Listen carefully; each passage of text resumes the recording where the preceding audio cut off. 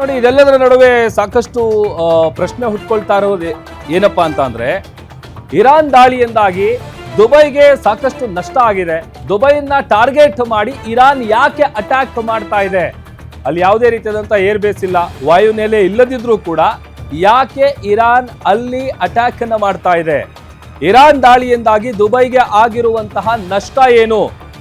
ಒಂದು ಇಲ್ಲಿ ಗಮನಿಸಬೇಕಾಗಿರುವಂತಹ ವಿಚಾರ ಅಂತ ಅಂದ್ರೆ, ದುಬೈನಲ್ಲಿ ಯಾವುದೇ ರೀತಿಯಾದಂತಹ ವಾಯುನೆಲೆ ಇಲ್ಲ. ಬಟ್ ಇಲ್ಲ ಅಂತ ಅಂದ್ರೂ ಕೂಡ ಅಲ್ಲಿ ಪರ್ಟಿಕ್ಯುಲರ್ ಆಗಿ ಅದನ್ನ ಗುರಿಯಾಗಿಸಿಕೊಂಡು ಯಾಕೆ ಇರಾನ್ ಅಟ್ಯಾಕ್ ಮಾಡ್ತಾ ಇದೆ?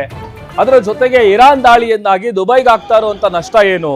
ದುಬೈನ ಟಾರ್ಗೆಟ್ ಮಾಡಿ ಇರಾನ್ ದಾಳಿ ಮಾಡ್ತಾ ಇರೋದು ಯಾಕೆ ಅನ್ನುವಂತಹ ಪ್ರಶ್ನೆ ಸಹಜವಾಗಿದೆ.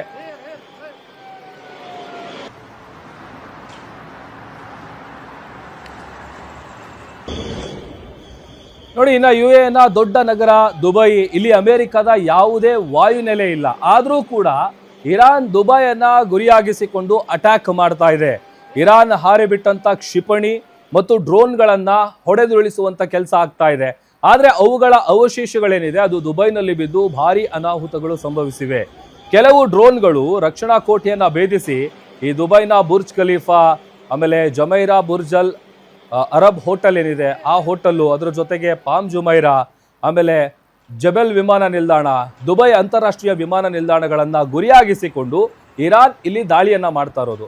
ಹಾಗಾದ್ರೆ ಈ ದುಬೈ ಮೇಲೆ ದಾಳಿ ನಡೆಸೋಕೆ ಕಾರಣ ಏನು ಅನ್ನೋದನ್ನ ನಾವು ನೋಡ್ತಾ ಹೋಗೋದಾದ್ರೆ, ಜಗತ್ತಿನ ಅತ್ಯಂತ ಸುರಕ್ಷಿತ ವಾಣಿಜ್ಯ ಬಂದರು ನಗರಿಯಾಗಿದೆ ಈ ದುಬೈ.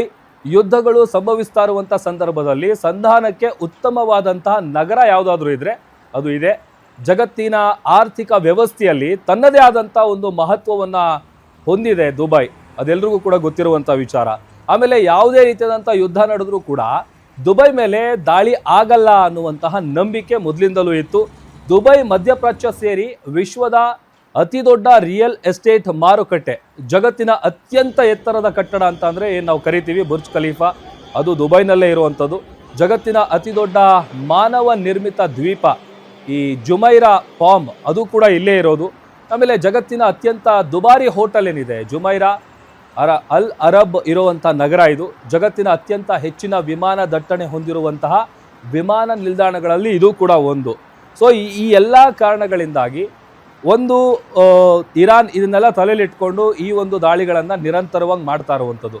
ಅದರ ಜೊತೆಗೆ ಈಗ ಅಲ್ಲಿ ಸಾಕಷ್ಟು ಪರಿಸ್ಥಿತಿ ಹೆಂಗಿದೆ ಅಂತಂದರೆ ಕ್ಷಣ ಕ್ಷಣಕ್ಕೂ ಕೂಡ ಆತಂಕ ಜಾಸ್ತಿ ಆಗ್ತಾ ಇದೆ.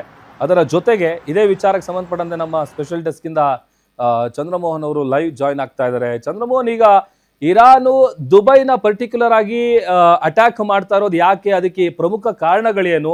ಅಲ್ಲಿ ಯಾವುದೇ ರೀತಿಯಾದಂಥ ವಾಯುನೆಲೆ ಇಲ್ಲ, ಆದರೂ ಕೂಡ ಯಾಕೆ ದಾಳಿ ಮಾಡ್ತಾ ಇರೋದು ಅಂತ?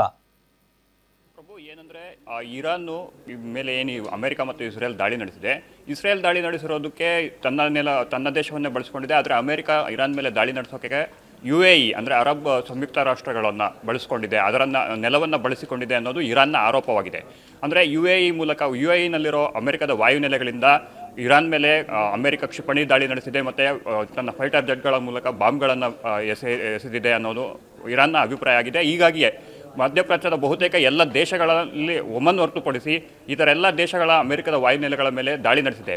ಆದರೆ UAEಯ ರಾಜಧಾನಿ ಅಬುದಾಬಿ ಮತ್ತು UAEಯ ಅತಿ ದೊಡ್ಡ ನಗರ ದುಬೈ ಮೇಲೆ ಇರಾನ್ ಅತ್ಯಂತ ದೊಡ್ಡ ಪ್ರಮಾಣದ ದಾಳಿಗಳನ್ನು ನಡೆಸ್ತಿದೆ. ಬಹುತೇಕ ಎಲ್ಲ ದಾಳಿಗಳನ್ನು ತಡೆಯಲು ಅಲ್ಲಿರುವಂತಹ ರಕ್ಷಣಾ ವ್ಯವಸ್ಥೆ ಯಶಸ್ವಿಯಾಗಿದೆ. ಆದರೆ ಒಂದು ಕ್ಷಿಪಣಿಗಳನ್ನು ಮತ್ತು ಡ್ರೋನ್ಗಳನ್ನು ಹೊರಡುಳಿಸಿದಾಗ ಏನು ಅವಶೇಷಗಳಿದ್ದಾವೆ, ಆ ಅವಶೇಷಗಳು ದುಬೈನ ಇಂಟರ್ನ್ಯಾಷನಲ್ ಏರ್ಪೋರ್ಟ್ ಆಗಿರಬಹುದು, ಬುರ್ಜ್ ಖಲೀಫಾ ಆಗಿರಬಹುದು, ಜುಮೈರಾ ಅಲ್ ಅರಬ್ ಹೋಟೆಲ್ ಬಳಿ ಆಗಿರಬಹುದು. ಜುಮೈರಾ ಅಲ್ ಅರಬ್ ಹೋಟೆಲ್ಗೆ ಅತಿ ಹೆಚ್ಚಿನ ನಷ್ಟ ಆಗಿದೆ. ಯಾಕಂದರೆ ಇರಾನ್ನ ಒಂದು ಕ್ಷಿಪಣಿ ಅಲ್ಲಿ ಜುಮೈರಾ ಅಲ್ ಅರಬ್ ಹೋಟೆಲ್ಗೆ ಬಡಿದಿದ್ದರಿಂದಾಗಿ ಆ ಜುಮೈರಾ ಅಲ್ ಅರಬ್ ಹೋಟೆಲ್ನಲ್ಲಿ ಅಗ್ನಿ ಪ್ರಮಾದ ಉಂಟಾಗಿದೆ. ಈ ಅಗ್ನಿ ಪ್ರಮಾದದಿಂದಾಗಿ ಅಲ್ಲಿರುವಂತಹ ಎಲ್ಲ ಯಾರು ಹೋಟೆಲನ್ನು ಮಾಡ್ಕೊಂಡಿದ್ರು ಅವರನ್ನೆಲ್ಲ ಅಲ್ಲಿಂದ ಸ್ಥಳಾಂತರ ಮಾಡಲಾಗಿದೆ. ಆದರೆ ದುಬೈನೇ ಯಾಕೆ ಟಾರ್ಗೆಟ್ ಮಾಡ್ಕೊಂಡಿದ್ದಾರೆ ಅಂದರೆ, ದುಬೈನಲ್ಲಿ ಯಾವುದೇ ಅಮೆರಿಕದ ವಾಯುನೆಲೆಗಳಿಲ್ಲ. ಆಮೇಲೆ ಅಮೆರಿಕದ ವಾಯುನೆಲೆಗಳ ಹತ್ತಿರ ಕೂಡ ದುಬೈ ಇಲ್ಲ. ಆದರೆ ಇಲ್ಲಿ ನಾವು ಗಮನಿಸಬೇಕಾಗಿರೋ ಅಂಶ ಏನಂದರೆ, ವಿಶ್ವದ ಅತಿ ಹೆಚ್ಚು ತೈಲ ಸಾಗಾಟ ಮಾಡೋಕ್ಕೆ ಬಳಸಿಕೊಳ್ಳುವಂಥ ಹೊರ್ಮುಜ್ ಕೊಲ್ಲಿ ಏನಿದೆ, ಇದರ ತಟದಲ್ಲಿ ಈ ದುಬೈ ಬಂದರು ಇದೆ. ಹೀಗಾಗಿ ದುಬೈನ ಹೆಸರಿಗೆ ಮಸಿ ಬಳಿಬೇಕು ಅನ್ನೋ ಕಾರಣಕ್ಕೆ ಮತ್ತು ಎಲ್ಲ ಒಂದು ಕಡೆ ದುಬೈಯನ್ನು ಬಳಸಿಕೊಂಡು UAE ಮುಂದುವರಿತಿದೆ. ಯಾಕಂದರೆ ದುಬೈನಲ್ಲಿ ಒಂದು ಅಂದಾಜಿನ ಪ್ರಕಾರ ಪ್ರತಿ ವರ್ಷ ಸುಮಾರು 80 ಲಕ್ಷದಿಂದ 1 ಕೋಟಿ ಜನರು 1 ಕೋಟಿ ಅಂತಾರಾಷ್ಟ್ರೀಯ ವಿಮಾನ ಪ್ರಯಾಣಿಕರು ಪ್ರಯಾಣಿಸ್ತಾರೆ ಬೇರೆ ಬೇರೆ ಕಡೆಗೆ. ಅಂದರೆ ಇದೊಂದು ಟ್ರಾನ್ಸಿಟ್ ರೂಟ್ ಆಗಿದೆ. ಟ್ರಾನ್ಸಿಟ್ ರೂಟ್ ಅಂದರೆ ಇವಾಗ ನೀವು ಮುಂಬೈನಿಂದ ಲಂಡನ್ಗೆ ನೇರವಾಗಿ ಹೋಗಲಿಕ್ಕೆ ಸಾಧ್ಯ ಇಲ್ಲ. ಅಲ್ಲೊಂದು ಸ್ಟಾಪ್ ಇರುತ್ತೆ, ಅಂದರೆ ಒಂದು ಸ್ಟಾಪ್ ತಗೊಳ್ಬೇಕಾಗುತ್ತೆ. ಇದಕ್ಕೆ ಹೆಚ್ಚಾಗಿ ಬಳಸಿಕೊಳ್ಳೋದು ಸಿಂಗಾಪುರ ಮತ್ತು ದುಬೈನಂಥ ವಿಮಾನ ನಿಲ್ದಾಣಗಳನ್ನು. ಅದರಲ್ಲೂ ದುಬೈ ವಿಮಾನ ನಿಲ್ದಾಣವನ್ನು ಅತಿ ಹೆಚ್ಚಾಗಿ ಬಳಕೆ ಮಾಡ್ಕೊಳ್ತಾರೆ. ಮತ್ತು ಯುರೋಪ್ನಿಂದ ಏಷ್ಯಾ ಖಂಡಕ್ಕಾಗಿರ್ಬೋದು ಅಥವಾ ಅಮೆರಿಕಕ್ಕಾಗಿರಬಹುದು ಯಾವುದೇ ವಿಮಾನಗಳ ಹಾರಾಟ ಆಗಿದ್ರೆ ಅದು ದುಬೈನಲ್ಲಿ ಒಂದು ಸ್ಟಾಪ್ ಕೊಟ್ಟು ಆ ನಂತರ ಅಲ್ಲಿಂದ ಮುಂದಕ್ಕೆ ಪ್ರಯಾಣ ಮಾಡ್ತವೆ. ಇಂತಹ ನಗರದ ಮೇಲೆ ರಿಯಲ್ ಎಸ್ಟೇಟ್ ಉದ್ಯಮ ಅನ್ನೋದು ದುಬೈನ ಒಂದು ಹೃದಯ ಅಂತ ಹೇಳ್ಬೋದು. ಯಾಕಂದರೆ ಇಲ್ಲಿ ರಿಯಲ್ ಎಸ್ಟೇಟ್ನಲ್ಲಿ ಹೂಡಿಕೆ ಮಾಡೋರು ಅಂದರೆ ನಿಮಗೆ ಪ್ರಪಂಚದಲ್ಲಿ ಕೆಲವು ನಗರಗಳು ಈ ರೀತಿಯಾದಂಥ ಒಂದು ರಿಯಲ್ ಎಸ್ಟೇಟ್ ಉದ್ಯಮವನ್ನು ಹೊಂದಿವೆ. ಮಾಂಟ್ರಿಯಲ್ ಆಗಿರ್ಬೋದು, ಮೊನಾಕೋ ಆಗಿರ್ಬೋದು, ಸಿಂಗಾಪುರ ಆಗಿರ್ಬೋದು ಅಥವಾ ದುಬೈ ಆಗಿರ್ಬೋದು. ಅಂದರೆ ಯುರೋಪ್ನಲ್ಲಿ ಮೊನಾಕೋ, ಅಮೆರಿಕದಲ್ಲಿ ಮಾಂಟ್ರಿಯಲ್, ಏಷ್ಯಾದಲ್ಲಿ ಸಿಂಗಾಪುರ ಮತ್ತು ಮಧ್ಯಪ್ರಾಚ್ಯದಲ್ಲಿ ದುಬೈ ರಿಯಲ್ ಎಸ್ಟೇಟ್ಗೆ ತನ್ನದೇ ಆದಂಥ ಒಂದು ಮಹತ್ವವನ್ನು ಪಡೆದುಕೊಂಡಿದೆ.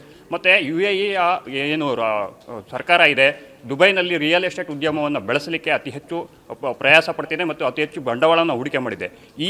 ಇದಕ್ಕೆ ಒಂದು ನಾವು ಕುತ್ತು ತಂದರೆ UAE ಮತ್ತು ಅಮೆರಿಕಕ್ಕೆ ಒಂದು ನೇರ ಸಂದೇಶವನ್ನು ರವಾನೆ ಮಾಡಬಹುದು ಅನ್ನೋದು ಇರಾನ್ನ ಒಂದು ಪ್ಲ್ಯಾನ್ ಆಗಿದೆ.